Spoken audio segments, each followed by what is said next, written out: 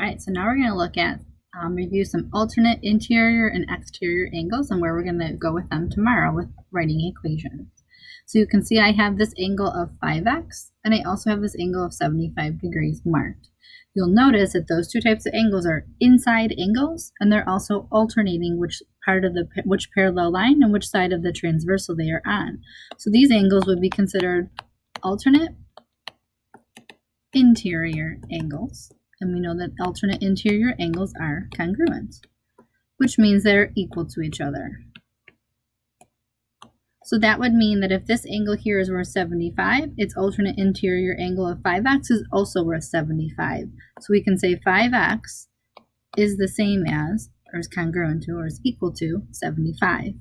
So now that if I know that 75 is the same as 5x, I can solve this equation to figure out what the value of x is to make this true.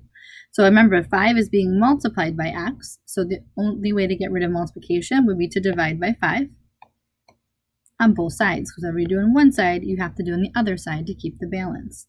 So on the left, we're left with x, and that is equal to, let's see, 5 goes into 7 once, and then 25 5 times, so x is worth 15. So for these alternate interior angles to be congruent, x in this case must be worth 15.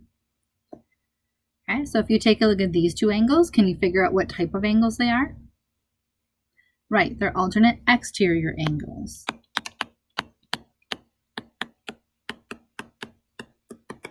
Alternate exterior angles are created by a rotation. So if I take and rotate this, 8x minus 4 will match up with 156 degrees by a rotation. So they are congruent,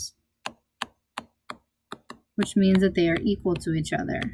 So I know that 8x minus 4 is worth the same as 156. So I get ready to solve this equation by separating the two sides of the equation.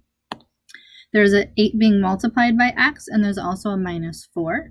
I'm going to start by getting rid of the subtraction. Addition or subtraction is the first thing to get removed. Think about it's the inverse or opposite of order of operations. So to get rid of minus 4, I'm going to add 4 to both sides.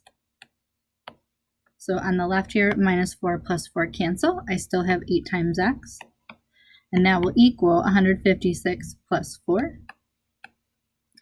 So then if I go back to x, they're still multiplying it by 8. So I'm going to undo that with dividing by 8. That cancels, isolating x. But if I divided the left by 8, I have to divide the right side by 8. So x will equal 160 divided by 8, which will be 20. And we'll practice some more tomorrow.